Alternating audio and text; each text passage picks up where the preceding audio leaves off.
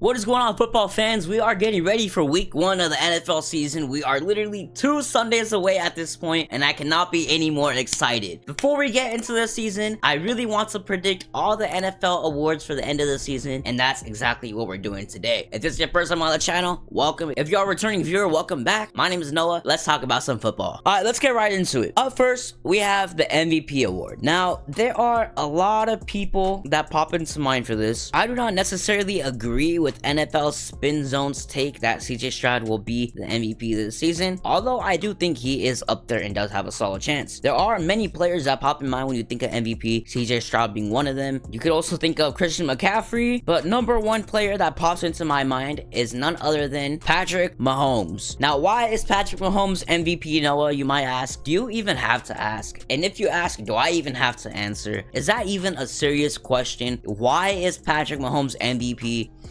I don't even know how to answer that. This needs zero explanation. If it's not Patrick Mahomes, then it has to be Christian McCaffrey. And if you really need an explanation that badly, bro, Patrick Mahomes has 3 Super Bowls in 4 seasons. He is the GOAT already. I don't care. He's the GOAT already, bro. Argue with a wall. Argue with your mama, not me. The thing is with Patrick Mahomes is he's won 3 Super Bowls, he's been in 4, and it's just a no-brainer to me. It's just a no-brainer to me. This next one is also a no-brainer to me. It is Offensive Player of the Year. And once again, Christian McCaffrey does pop into mind, but the ultimate #1 Player of the Year, just for solely his production and how monstrous and explosive he can be, is none other than Tyreek Hill.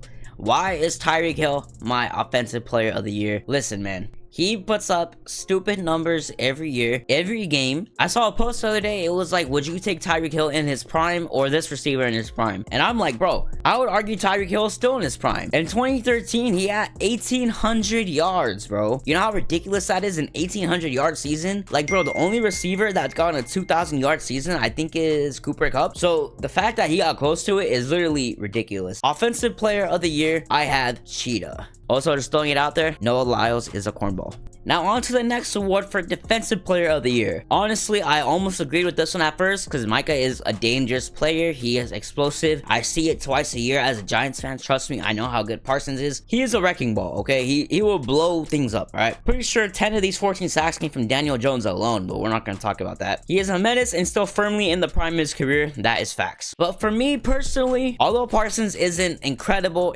player and just an overall monster, my pick for the NFL 2024 Defensive Player of the Year is none other than Big Hutch. I got Aiden Hutchinson. Now, why do I have Aiden Hutchinson over Micah? First off, you have the eye test. You just watch him. I don't think the play styles in terms of like the quality of play are too far off. They're both out there giving 100% effort, doing everything they possibly can to make an impact on the field. So when you're talking about that aspect, I really don't think it is a difference. In 2023, Aiden Hutchinson put up 34 tackles and 11.5 sacks. He ended the season with a 91.4 pass rush grade. And overall, he made a huge leap last year, improving his pass rush win rate from 12.2% in 2022 to 21.3% in 2023. So in 1 year, he improved his pass rush win rate by almost a whole 10%, which is absolutely bananas. But yeah, Aiden Hutchinson, Defensive Player of the Year. He is my pick, locking it right now.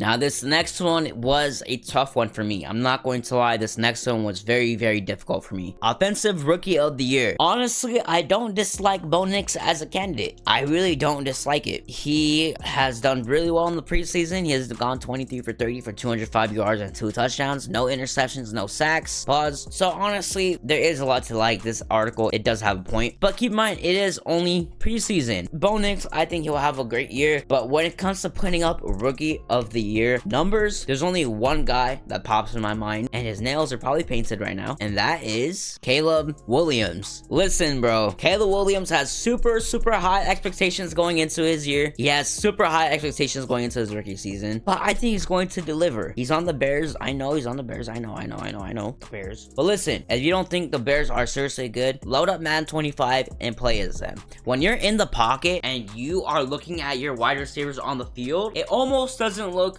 real. You have Keenan Allen, you have Roma Dunze, you have Cole Kmet at tight end, you have DJ Moore. These tight ends and receivers he has are not real. This guy is literally set to succeed. He is being put into a perfect place for him, a perfect offense, and he's going to have a perfect start to his career. This is equivalent This is equivalent to Patrick Mahomes being drafted by Kansas City and put in with Andy Reid in that system. This is equivalent. This is the same thing. We are witnessing the next Patrick Mahomes. This is going to be an absolute troublemaker for the league that you and I know. And it's going to shake shit up as we know it. Caleb Williams is going to change the NFL as we know it forever. And that's why he's winning Offensive Rookie of the Year and future MVP, future Super Bowl MVP, Caleb MF Williams, man. Alright, so we talked about Offensive Rookie of the Year, we talked about Offensive Player of the Year, MVP, we talked about almost everything. We got a couple more left. Let's talk about Defensive Rookie of the Year. Now, there are a lot of defensive players that are very skilled, and I had to do a little bit of research because these defenders are not as talked about as much as the offensive players. Defensive players typically don't get hyped after they've already been performing very well in the NFL. So, for this one, it was kind of hard because these names are not as big and out there as a Caleb Williams or Marvin Harrison Jr. or Malik Neighbors and those types of explosive players. Now for this one, I almost just took a safe pick and took this edge player, but I ended up going with the 19th overall pick by the Rams. We have Jared Verse from Florida State. There's not a lot of clips on him, I'm sorry guys, but the way that the things are on YouTube with the college film, it's all very protected under copyright, so I'm probably not going to be able to use a lot of that. Let's go over some of his upsides. He's a 6'4", 260-pound monster. In 13 games last season, he recorded 41 tackles, 12 of those being for a loss of yards, and 9 sacks. He also had 11 quarterback hurries, 3 pass breakups, and a forced fumble. Overall, he's a production monster, and I think he's going to have a huge impact right away. This is some practice. It's really hard to tell in these kind of angles. That's why I don't like using them too much.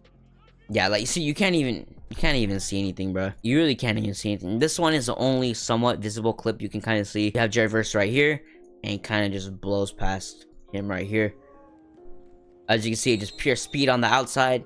That is going to be a sack if that's in game. Jared Verse, I think, has a lot of potential and is going to bring life to this Rams defense. And I think it's going to fit very perfectly. Now, let's get into Coach of the Year. There are a ton of potential candidates for this one, but one, and I think my favorite, is going to be head coach for the Green Bay Packers, Matt LaFleur. Now, why is it Matt LaFleur, you might ask? Honestly, I don't think he's got enough credit for everything he's done, and really, he's really brought life to Green Bay. This alone, this one little paragraph will put it into perspective. Named the Packers' 15th head coach on January 8, 2019, his 56 regular season wins are tied for second most in NFL history by head coach in his first 5 seasons in the league. He guided the Packers to a 56-27 regular season record from 2019 to 2023, which was number 1 in the NFC and tied for number 3 in the NFL over that span. So, since he has taken over, he has had the 3rd best record in the last few seasons, which is honestly kind of ridiculous, and I know a lot of people didn't even know that. I know you probably didn't know that. I didn't know that before today. So, head coach Matt LaFleur, I think he deserves Coach of the Year. I think it's overdue at this point, but especially when you consider how great the Packers were last season and the stretch they made into the playoffs and how well Jordan Love excelled and